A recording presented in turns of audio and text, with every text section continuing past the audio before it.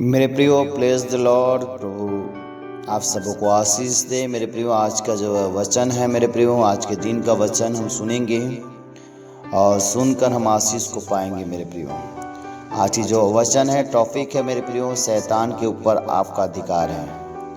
मैं फिर से कहता हूँ, शैतान के ऊपर आपका अधिकार है। वचन लिख लीजिए, लूका 10:19 लिखा है मेरे प्रियो, देखो मैंने तुम्हें सांप और बिच्छुओं को रौंदने का और शत्रु की सारी सामर्थ पर अधिकार दिया है और किसी वस्तु से तुम्हें कुछ हानि ना होगी। मेरे प्रियो, परमेश्वर ने कहा है कि देखो मैंने तुम्हें सांपों और बिच्छुओं को रौंदने का और शत्रु की सारी सामर्थ पर अधिकार दिया है। इस वचन में परमेश्वर ने कहा देखो। देखो का मतलब है कि अपनी अंदरूनी आँखों से उन चीज़ों को देखना।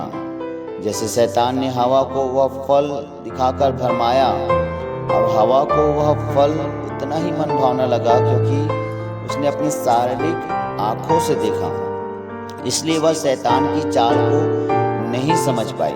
आज लोगों को यह नहीं पता कि परमेश्वर ने उनको शैतान को कुचलने का अधिकार दिया है। परमेश्वर ने कहा कि अपनी आत्मिक आंखों से देखो कि मैंने तुम्हें अधिकार दिया है। जब आप अपनी आत्मिक आंखों से देखते हैं तो फिर आप शैतान की चाल को समझ जाते हैं और उसको कुचल देते हैं। अगर आप बाइबल में पहला सामुएल की किताब को पढ़ें तो उसमें लिखा है कि छोटे से दाऊद ने गोलियत जैसे योद्धा को मार दिया था। अगर ध्यान से देखा जाए तो दाऊद उस समय एक बच्चा ही था, लेकिन वह प्रार्थना करने वाला और दिन में 7 बार परमेश्वर की स्तुति करने वाला व्यक्ति था। दाऊद उस योद्धा से डरा नहीं, बल्कि परमेश्वर के वचन के अधिकार के साथ उसके सामने आया और उसी अधिकार के साथ परमेश्वर की सामर्थ के द्वारा उसे मार गिराया।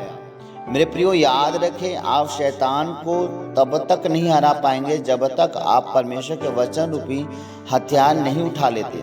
शैतान आपको दिखाएगा कि देख तू चर्च जाता है लेकिन फिर भी तेरे सिर में दर्द है, तू भले काम करता है लेकिन फिर भी तेरे जीवन में कोई आशीष नहीं है। शैतान ने दाऊद को भी ऐसे ही कहा होगा कि देख वह गोलियत कितना लंबा और ताकतवर है, तू तो एक बच्चा है। लेकिन दाऊद की आत्मिक आंखें खुली थी और यही कारण था कि उसने गोलियत को मार दिया। मेरे प्रियो, शैतान का खाना पाप है और वह पाप के द्वारा ही आपके जीवन में प्रवेश करता है। वह छोटी छोटी बातों को आपके दिमाग में डालता है ताकि वह आपका ध्यान भटका सके। इसलिए बाइबल में श्रेष्ठ गीत 2:5 में लिखा है कि जो छोटी लोमड़ियाँ दाग की बारियों को बिगाड़ती हैं उन्हें पकड़ लो, क्योंकि हमारी दाग की बारियों में फल लगे हैं। इसका मतलब है कि आपको दिमाग और आत्मा में सतर्क रहना है कि शैतान आपके दिमाग में छोटी छोटी पाप वाली बातें ना डाले सके, क्योंकि छोटी छोटी बातें ही बाद में बड़े पाप के रूप में धारण करती हैं। जैसे कि झूठ बोलना, जैसे कि चोरी करना, जैसे कि चुगली करना, जैसे कि व्यभिचार करना, जैसे कि मूर्ति पूजा करना, जैसे कि और भी नाना प्रकार छोटी छोटी बातें। इसलिए मेरे प्रियो, अगर आप चाहते हैं कि आप शैतान को अपने पाँव के नीचे रौंदे तो अपनी 1 घंटे वाली प्रार्थना को 3 घंटे 4 घंटे वाली बनाएं। अगर एक उपवास से बात नहीं बनती तो ज़्यादा उपवास करें ताकि आपकी अंदरूनी आंखें खुली रहे और आप शैतान पर सामना करके उसे कुचल सकें। आमीन। आइए मेरे प्रियो, हम घोषणा करेंगे, प्रार्थना करेंगे।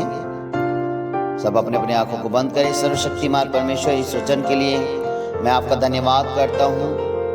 परमेश्वर, अपना अनुग्रह मुझे दें ताकि मैं अपने अधिकारों को इस्तेमाल कर सकूं और शैतान को कुचल कर आपके नाम की महिमा कर सकूं। मेरे प्यारे प्रभु जी, जितने लोग खुदा परमेश्वर पिता इस वचन को सुनते हैं, मेरे खुदा परमेश्वर पिता, वो अपने अधिकार को जानने पाए। मेरे खुदा परमेश्वर, मेरे प्यारे प्रभु जी, एक एक लोगों को प्रभु इस वचन के द्वारा बल, ताकत और सामर्थ दीजिए प्रभु।